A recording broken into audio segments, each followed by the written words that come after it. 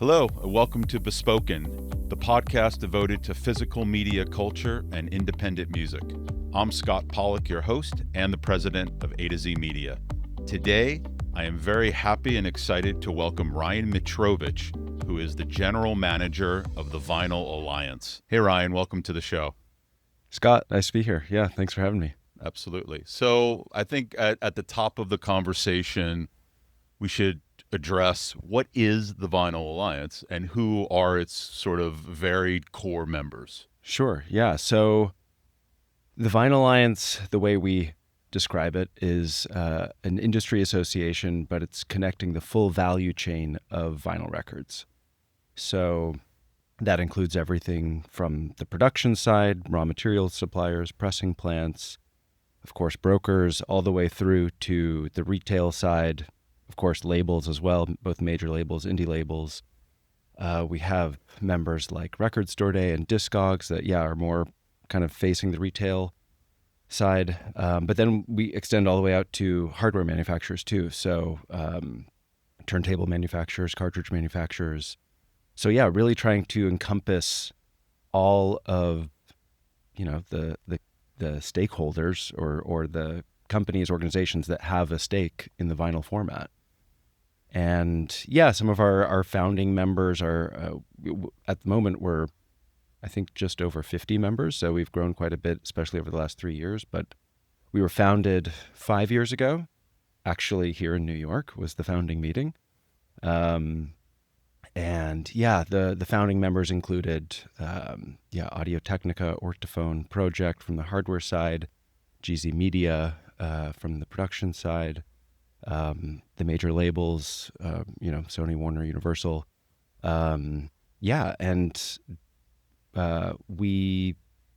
kind of the founding idea, this was at the end of 2019, a lot of these founding members came together in Vienna, where we're based, to explore this idea of cross-sector communication. At that point, as we all know, sales of vinyl had been increasing year on year for a better part of a decade, but everyone was still kind of wondering, is this going to continue? Like, does this thing have legs? Are we at its peak? Where's this going? And they realized that, for example, one example of these kind of conversations was, the label people, our label members talking to the turntable manufacturers and saying, oh, we're seeing turntable sales increase quite a bit. And so that's obviously a telling sign that more people are maybe going to be buying records. This sounds kind of quaint now, but I mean, this was where things were at 6 years ago.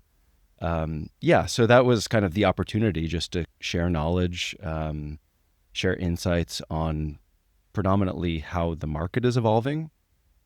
From a very general sense, because really what I find very interesting, and, you have companies that are seemingly unrelated, but as you point out, there really is this sort of relational aspect, whether it's a record label working with a hardware manufacturer like Audio Technica and seeing this correlation. But then you equally have members that are essentially competitors. That's right. And I think what is very appealing and unique about the organization is that you've found a way to harmonize all of these folks together for the greater good of the format. That's very well said. So we, that kind of founding concept was focused more on understanding the market. But as we grew, we quickly realized that there was another big opportunity here, which is, we're bringing together all of these significant stakeholders who have dedicated their careers and their lives to the vinyl format. And they also bring a breadth of knowledge and expertise around the different parts of the supply chain or expertise related to the vinyl format. And we all have a common interest to see this format, to see vinyl continue to thrive and to be relevant now and into the future. And so that speaking to kind of, being this kind of central, neutral space where even competitors can come and, I like to say at our meetings, for example, you take off your competitor hat and you put on your Vinyl Alliance hat. And we have really productive, inclusive conversations around how we can best support the format and the culture around the format, drive new conversations and dialogues around the format, ultimately, hopefully, to bring more people into the format, and grow this whole thing. So. Is there a segment of that supply chain or ecosystem that you feel as there's still a lot of road to bring into the organization? Are there kind of whole segments or categories?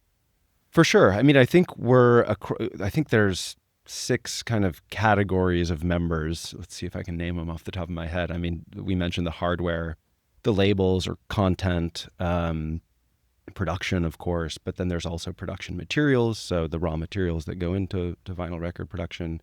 There's the production equipment, so Phoenix Alpha, to name one, who produces the actual pressing machines. That would be a category. There's also, of course, retail and distribution. I think I got them all. But yeah, so we're covered across all those. I think our focus this year has been on extending further into both the hardware side, the playback hardware side, yep. and the specifically the indie sector. That's why we're here. Don't know when this will come out, but currently it's Indie Week here in New York. It's Indie Week in New York, and there's been lots of parties, but it really is the epicenter of independent music in New York in June. Right. And that's what brought you here. And and this is my first time at Indie Week, so it's okay. That's kind of a manifestation of that. We're trying to kind of have new conversations, meet more people in that space, and so far it's been great. Yeah, absolutely. And we should certainly mention at the top of this conversation that we are at the Technica House. Yes. In New York, which is really this lounge and sort of space for creators to assemble in New York, run by Audio Technica. And they hosted a fabulous party last week for the Vinyl Alliance in New York. So we saw this space and we were very excited and welcomed the opportunity to come in here and record this interview. Yeah, now we're not keeping people guessing anymore about where we are here. I mean, I think actually, being able to do stuff like this with Audio Technica and this beautiful Technica House space, that's kind of a manifestation of part of what we're doing at the Vinyl Alliance, right? Like we host 2 members meetings each year. Our membership is spread pretty evenly across North America, UK, Europe. So usually in June we host our stateside meeting, and this year it was in New York to align with Indie Week, and to also be where a lot of our member labels and potential members are based. So that's been quite nice to kind of be here, and but while we were here, that was kind of a specific goal, is to connect, not just bring our members together, but also connect with other people in the vinyl world. Obviously, there's quite a few here in New York. So, Audio Technica told us about this great new space that they have. I think it's been open for about a year now, and it's kind of this collaborative opportunity that example of this collaborative opportunity that we're trying to create among the Vinyl Alliance to bring people together around the format, but in new spaces.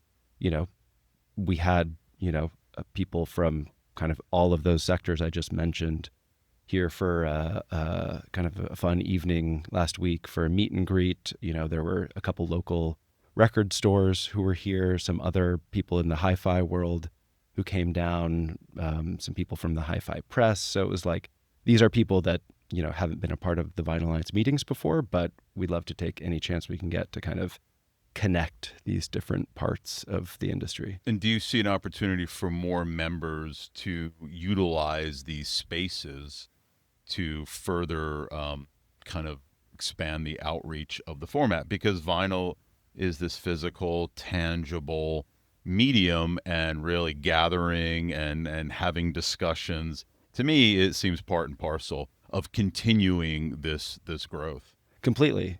We were talking before we started rolling you were visiting a few of these vinyl listening bars. Right. And I see that as another way for people to, from a consumer perspective, to learn about vinyl and expand their reach into the format.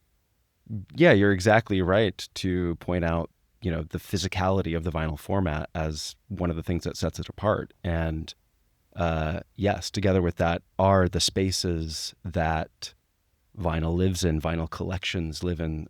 Outside the room here, there's a whole wall of a curated vinyl selection. But yeah, it's also the listening spaces too. Part of that Thursday evening gathering, we partnered with Women in Vinyl, who curated a lineup of 3 local women DJs here locally to come and spin records for us. That's, again, another way we opportunity to connect people in and around the format, but also it was very much about being in this space that's dedicated to not just vinyl records, but also analog culture, and I think when you're in spaces like this or at a listening bar and surrounded by sound, surrounded by, a thoughtfully designed space, it all speaks to the reverence that people have about the format. And that's certainly something that we try and spotlight and uplift and inspire conversations around. So, and is that something that you personally have an affection for? I mean, how did you come into this organization? Yeah. Certainly being based in Vienna as well. Yeah. So that's a much longer story. I mean, I don't know how much of a tangent we want to go down here. Yeah. No, but my background actually isn't in the music space. I mean, I'm a lifelong music fan, and for much of my life, a vinyl fan too. And my background was more a business background, specifically in kind of the industrial innovation space. But yeah, I had relocated to Vienna after doing an MBA program. And during that program, I had a really, since I was making kind of a change, I was open to finding, maybe networking, finding opportunities in the music space. And, just maybe at the time it seemed naive, but connecting kind of a real passion of mine with my business expertise. And quite fortuitously, I connected locally in Vienna with the founder of the Vinyl Alliance, who was working on an innovation project around vinyl production. And at the time I didn't know it, but he had also founded the Vinyl Alliance. Now this was kind of in and around 21, 22 when, to back up and say a little bit more about the history of the organization. Yeah. We were founded in 2020. I wasn't involved yet, but 2 months before COVID. So there was a lot of kind of buzz and interest after that founding meeting I talked about. But then a couple months later, everybody had to retreat into their own business, of course, and figure things out. Businesses went crazy, so maybe that wasn't the opportune time. We all know the story. Yeah, of course. But no, I mean, luckily for me, back in 2022 when travel bans were being lifted and they were kind of taking a fresh look at restarting this effort. I had been in touch with the founder about a different opportunity, but he called me up and he said, Ryan, what do you think about helping us out with the Vinyl Alliance and taking on the general manager position? And of course, I was stoked to get into that. So, and I think for at that point, I remember speaking with the board, and maybe there was some resistance to an outsider, but I think I've also been able to bring kind of a fresh set of eyes to this. And we really just hit the ground running from spring of 22. It's been 3 years now. And we've steadily grown our membership since then. We've also kind of expanded our vision, like I had mentioned, of what the Vinyl Alliance can be, what the opportunity is here. Certainly still a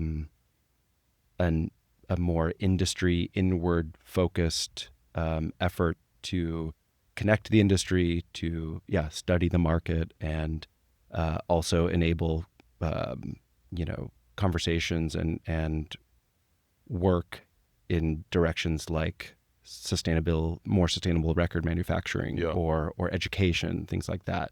So we're definitely very active kind of on the industry side of things, but again, we realize this opportunity to also start facilitating more outward focused conversations and initiatives. So kind of we took a fresh look at our strategy as an organization, and we thought, well, what can the Vinyl Alliance mean to the end user? Let's not necessarily see ourselves as just a trade association. How can we really position ourselves as stewards of the vinyl format? As if you look around the people gathered in the room in our members meeting, it's really a cross section of all the key stakers, or many of the key stakeholders in vinyl. And it's like, how can we put this knowledge, channel this knowledge out into the world to get accurate information out there, for example, about to new users about taking care of their collection or their equipment, or even learning about how their equipment works. So there's an educational aspect that all members stand to gain by you really focusing a message. Absolutely. And sharing it with the public at large. Yeah, absolutely. I mean, it's a big umbrella, the topic of education, and we've still been kind of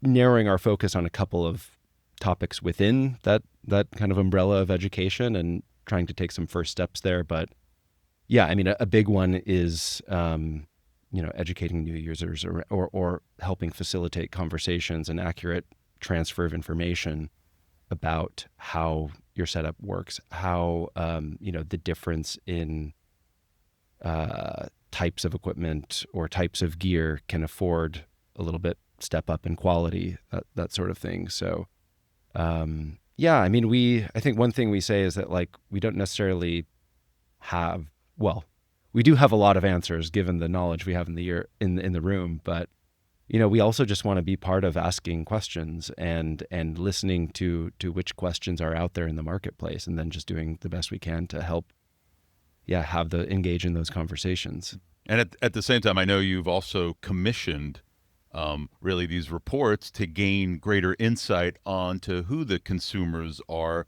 that are adopting the format, certainly for the next generation. I know to that end, you commissioned a very extensive Gen Z report, and you really came away with some key insights and takeaways that I feel appeal to all of the members, because everyone, as you say, has a stake in learning who this next generation of these consumers are to embrace this format, hopefully. Absolutely. I mean, that was a really core part of, focusing our kind of strategic vision in this other direction, kind of more outward focused towards the end user. I mean, I think everybody's aware, or should be aware, that, if we're talking about the future of the format, we're talking about young people.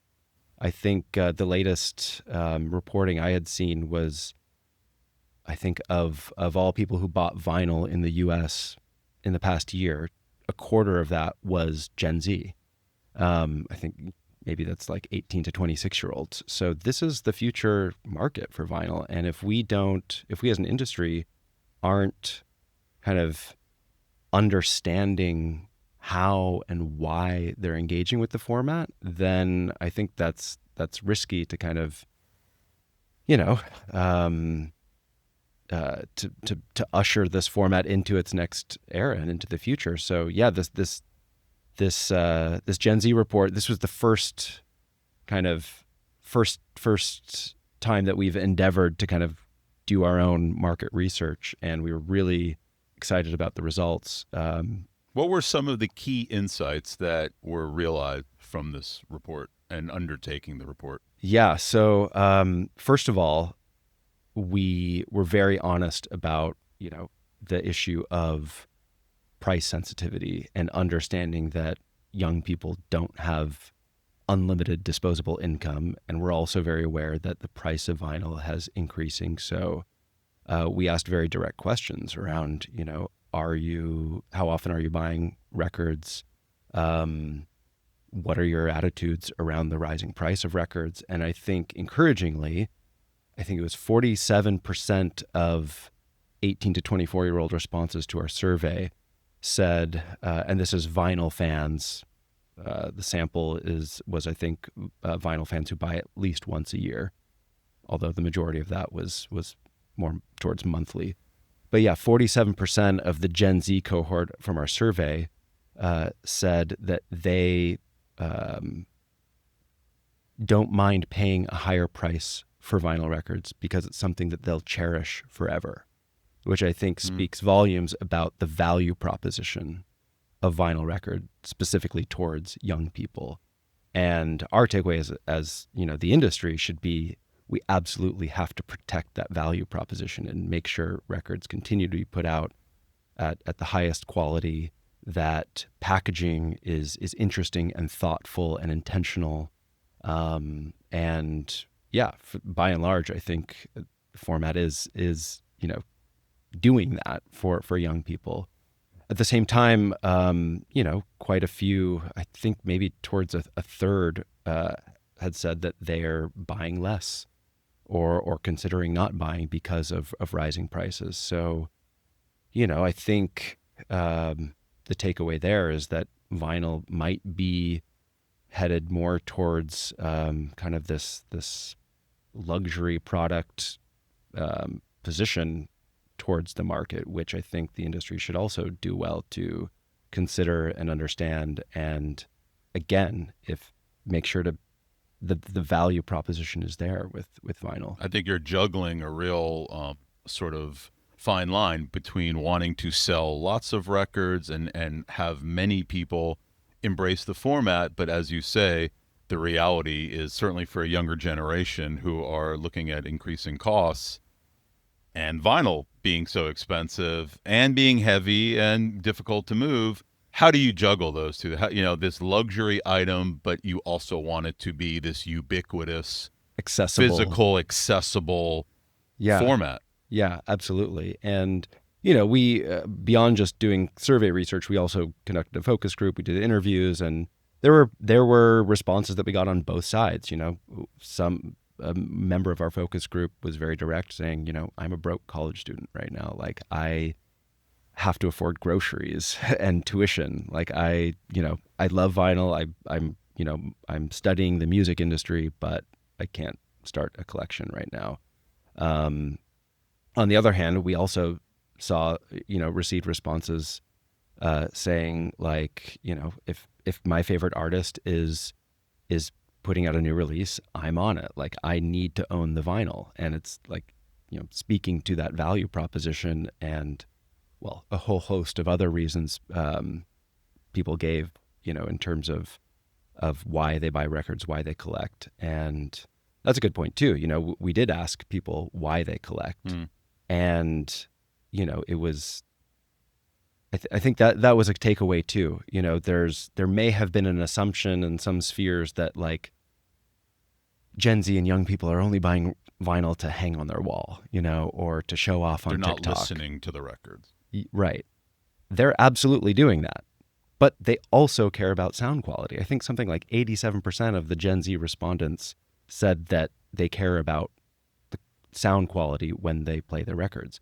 Another, like, really surprising takeaway or finding from our research was that, again, of 18 to 24-year-old vinyl fans, 80% own a turntable. And that was a big one, because I think, I don't know, I've heard in conversations and at conferences and in the media over the past several years, I think there was maybe some previous research that said only 50% of young vinyl fans own a turntable, which does kind of give the message that they're not buying it to listen to. But our research proves otherwise. Like, they do want to listen to these things, but they also want to display it. They want to talk about it. They want to build a collection. They want to own something physical. It's all of these things. They want it all. Yeah. And I mean that in a roundabout way to kind of say kind of the broad takeaway and what we hope that the industry and anyone kind of interested in the future of the format can take away from this research is that Gen Z is really intelligently and earnestly engaging with the format. And, for many of us, industry members from older generations, it's just kind of human nature to kind of look at how they're engaging with it, maybe through the lens of our own experience. We have to just like throw that out the window and really meet them at their level. I think kind of the context that we got into in a lot of the interviews and once we spoke with a lot of people from that generation and in and around the space, you start to realize that this was a generation, this is like the digital native generation, right? So they were born, whereas you and I were born, our parents probably had a record player, or we knew about record players, we were exposed to seeing vinyl. This was a generation who their baseline, they're born into the digital world. For them, screens, internet, social media is the starting point, is the baseline. That almost maybe passé, whereas they discover vinyl, they see a revolving disc, a spinning thing with sound my daughter coming calls it out a of spinny it. Thing. So, yeah, exactly. Whatever you want to call it, like sound is coming out of those grooves. Yeah, and it blows their minds how it works. It's a magical thing You could almost see it. I think many of them kind of see it as like this new technology, which is so. If you start to think of it from that direction, it's quite exciting. But it also kind of brings you closer to their perspective, right? Like digital is the standard, analog is new and exciting. And I think, in a nutshell, that kind of goes some ways to tell why young people are getting so excited about the format. And is it just the vinyl format that the report focused on, or was it physical media culture in general? Because we're equally seeing a renewed interest in CDs and other, sort of audio formats. And that was another question I had. Yeah. Is Vinyl Alliance purely focused on vinyl, or is it physical media culture? Because a lot of the players in the industry are engaged in many facets of physical media, whether they're headphone manufacturers, they're still making CDs, they're printing, there's a wide variety of formats that are still alive besides vinyl. Yeah. No, so like officially we're the Vinyl Alliance. So the bulk of the conversations we're having, and when we study the market, it's predominantly about the vinyl format. That being said, of course, many of our members are involved in the entirety of the physical media world and the merchandise world, and so that naturally is a part of the conversations that we have. When we look at data from the reporting agencies, we're looking at increase in vinyl sales within the overall physical media bucket, and also paying attention to what CDs are doing, so the conversation definitely includes all of that. In terms of the Gen Z report, it did focus predominantly on vinyl, but again, the conversation naturally went in the direction of CDs because, part of the report or the research looked into just physical retail spaces and indie record store spaces in general, and that's something that they're seeing. So it's all interesting. In our focus group, some of the we definitely got the response saying vinyl's too expensive, but I want to own something, so I'm buying CDs. And it's like that's also something that we hear more and more. That could be a gateway, though, to ultimately starting a vinyl collection. Sure. Yeah, we see it as all together, and I think the overall health of physical media is totally together with the health of vinyl.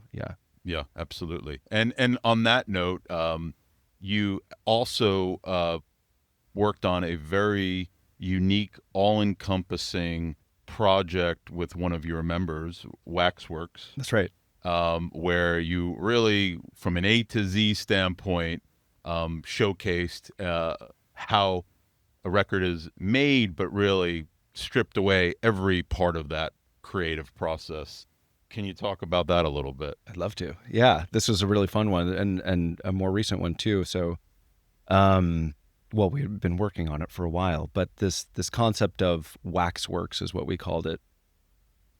Came out of this idea of what happens when you bring a really diverse, interesting group of young people into a pressing plant setting, whether they're directly involved with music, be it a DJ or a producer or a label owner, or not involved with vinyl at all, if they're working in some other artistic discipline, what happens when you bring them into this highly creative, for many people outside of it, maybe kind of old or historic space? How can that impact their own creative vision, their ideas, and also what can we learn from them and the way they think about this form of creative production and expression? And so the very first version of this we did about a year ago in London at the Vinyl Factory. The original plant, the historic plant for EMI production going back decades, core part of the UK music industry. We worked together with an influencer figure in the music space. His name is Elijah. He had run a label at one point. He's gives a lot of talks on what it means to be an independent artist in the here and now, how to make money doing that. Really, really thoughtful, intelligent guy working in that space and very well connected. So he invited a bunch of people in his sphere in London to come do this, and we let them press a record. We got on the manual press. We made a splatter vinyl. And we toured the plants. They have all the original EMI machines and everything, hissing steam everywhere, and it just blew their minds. And then we gathered everybody together for a discussion afterwards that Elijah kind of helped us moderate, and started to ask, well, what are your impressions now in terms of your own work, or whether it's related to music or vinyl or otherwise. And so many interesting takeaways and insights came out of that. And so that was kind of the concept exploration of there's a conversation to be had, bringing people from in and around and outside of the vinyl space into this setting. So then to fast forward to this year, we kind of did a new iteration of this together with a few of our members, Audio Technica, Analog Foundation, which has a recording studio space in Berlin, and Optimal Media, of course, the pressing plant a couple hours north of Berlin. And we said, well, what if we can ratchet this concept up into not just inviting people to witness the pressing of a record, but going all the way back to the beginning of the process and seeing artists, musicians record music, then witness everything that happens from that point through to pressing that record. And it was quite ambitious, but in the end, we did it this past February at the Analog Foundation space, Brewery Studios in Berlin. We had Russell Elevato, who is a Grammy Award-winning analog-focused recording engineer, come and record the sessions with probably some of the top musicians working in the Berlin jazz and contemporary scene. We literally, on a Tuesday morning, we recorded a track, and we went even a step further and did it all to tape, so it was fully analog process. But we recorded the tracks. Those tracks then were mixed and mastered, all analog, by Russell and the Brewery Studios team there. Same day or? Same day, same morning, or that early afternoon. And by later afternoon, they also have a newly acquired, restored Neumann cutting lathe there in the studio. So then we took the masters and cut it to lacquer there on site by that evening, and then overnighted them to Optimal. And then we all went to Optimal the next morning and saw the record get pressed. And I mean, that kind of marathon process, I learned through this event, actually at one point kind of was the norm, back, I think, in the 40s and 50s, when, at the big studios you were, cutting a track and then cutting it onto the record so that they can play it on the radio, But since then, it just doesn't happen. And so this was kind of a feat to accomplish. But of course, so we took that kind of same concept that we did at the Vinyl Factory. We brought in collectors, diggers, some people from the press, but also some local DJs, some other local artists and other disciplines to come and witness this process again. And what, we as an industry association, why are we going to all these lengths? Of course, it's something cool to do and great to witness and something to celebrate. But at the end of the day, there were so many new conversations that came out of this, so many new connections made among the people that we invited to be there, with the musicians, the recording engineers. And it's like, if we want, again, to be stewards of this of the vinyl format going to the future, then we need to play a part in facilitating these conversations and then learning what people think about it and what their takeaways are from this process, whether it's the vinyl format itself or the analog recording process, what that means in the here and now. And we caught it all on video. For anyone who's listening, they can go watch a video kind of to witness the whole process. It's on YouTube? It is on YouTube, on Audio Technica's YouTube page. So what's it called if people wanted to actually... The video itself is called Behind the Record. So if you just, Google like Audio Technica Behind the Record, you can go find it. Is that something that potentially other members could use that video for Absolutely. their own? Yeah. Optimal, actually, I think either has already or is going to put it on their website. Because again, this is also speaking to kind of the collaboration that we want to enable among different parts of the industry. So, Audio Technica, a hardware company, and Optimal Media, I don't think were in much conversation with one another before joining the Vinyl Alliance, and then now, are working quite closely together in producing this project, and then, carrying it forth into the world and talking to their customer, whether it's their customers that they're able to have some new, exciting, interesting conversations with, or hopefully even,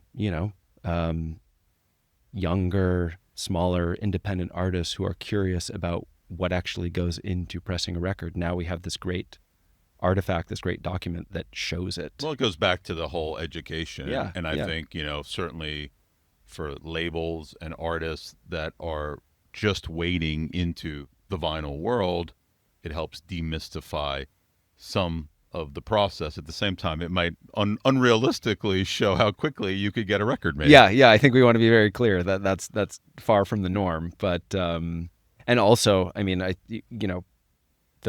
we obviously did this one quite uniquely in an all analog workflow. We're very aware that the majority of records that are pressed are based on digital recording methods, and we're not saying that has to all be analog, but the analog process is kind of something to really behold and something that still, hopefully a lot of people are interested in learning about, and hopefully we can preserve that to some extent. Absolutely. Well, I think everyone should check that out. Yeah. Shameless plug. Shameless plug. And I mean, on that note, what is next for the Vinyl Alliance? What are you hearing from members in the direction that they want to see the Vinyl Alliance go in? What other research or reports or projects are you looking forward to embarking on? Yeah, a lot. So definitely our work continues in both of these directions. So definitely kind of more industry focused conversations, analysis of the market. I don't know I forget if I mentioned, but another reason we were here in New York is because we hosted our semi-annual members meeting. And a big topic at that meeting, of course, at the moment is tariffs, trade disruption, how to make sense of all this, how to navigate it. And, realistically, that's probably something that we'll be talking about with our members and trying to help facilitate understanding for the foreseeable future. Well, and that's also affected different members in different ways. Yeah, definitely. So, for example, to bring Audio Technica back into the conversation, they have a certified customs broker on staff, which a majority of our members probably can't say. And so, we invited Dan is his name, to join our meeting remotely and give a presentation on less specifically on what the hardware industry is, how they're navigating, again, to kind of keep it relevant to all the members in the room, but just to share some of the tools and resources that he's using on a daily basis to just try and stay abreast of this. Because what I learned, one of the takeaways for me was that, by the time they announce a tariff, then there's all these different bureaucratic layers that it has to go through, and all of, the people on the ground at the ports that may not even understand themselves whether they're, the tariff is in place or not. And there are resources that, people being affected by this can use to kind of stay aware of what's in place, what's not, what are the timelines. It's also changing. And exactly. Literally, as we're recording this today, the policy has changed for China. I'm sure it is. Yeah, exactly. Yeah. So yeah, but kind of zooming out, that's something that we want to actively try and facilitate, is just arming our members with knowledge and information and resources, even amidst, complete uncertainty in that space. Do you see a role for where the organization might be doing some more advocacy or almost lobbying on behalf of its members to protect its interest? We've talked about that. It's not something that we're doing at the moment, but we're a European-based organization. We're based in Vienna, and we have started to connect with some people in Brussels and at an EU level to perhaps, work more in that direction. Because we do see ourselves as a central voice for the format, and advocacy for the format at every layer, every level is definitely a part of what we... But at the same time, you also want to make it clear that it's a very healthy American membership as well, that for sure, that want those interests sort of advocated for. Absolutely. Yeah. So we're likewise, having the same conversations here stateside on behalf of our American members. And it is an international business. There's a lot of records that get made in Europe and shipped into the U.S. market, of course, and, a lot of vice versa as well. So, we're trying to be an advocate for all of the different kind of levels of activities that our members engage in. Yeah. Whether it's, on the production side, that's of course a big part of what we do, but also, helping understand the retail market. We have a lot of conversations around combating and understanding counterfeit production and, raising awareness around, how that damages the industry and how to avoid that. So there's definitely a lot of stuff kind of in that domain that we're also working on as next sort of initiatives to roll out for both members as well as the public at large. Yeah, sure. And I should underscore the fact that, part of it's not like we have this huge team working on behalf of the members. The Vinyl Alliance is its members. And so that's another thing that kind of a whole half day of our recent meeting was around was, we spent a day talking through, hearing presentations on the market and insights on new developments, opportunities, reporting on some of the communication stuff that we're doing. But then the final concluding half day was, how do we put all this into action, And so we had breakout sessions in all of these different topics like sustainability, education, counterfeiting, and kind of outlining the next steps to take over the next 6 months. We're very focused on uniting, again, kind of building this kind of central table platform for our members to then jump in and get active and help carry some of this work forward together with us. Well, I think you've done an incredible job in the relatively short time you've been with the organization. And I feel as if you have centralized the industry around the Vinyl Alliance. And, I know we as a company are very proud to be members, and our president and CEO is on your board. And right. We really look forward to continuing our involvement and partnership with Vinyl Alliance. Yeah, that's great to hear. Thanks for saying that, Scott. And it's great to have A to Z, of course, be one of our longer term members, and you guys have been quite participatory. So it's a great. Yeah, even this podcast is a great manifestation of the kind of stuff that we're doing. And at the end of the day, we have a really exciting product to work with, right? Like, so there's Absolutely. a lot of energy, there's a lot of great positivity and energy and just real pride too, I think, in the line of work that we're in. And we want to do our part to just keep that train rolling well into the future. Sounds good. On that, again, Ryan, thank you so much for your time and insight. Thank you, Scott. Yeah, great to be here.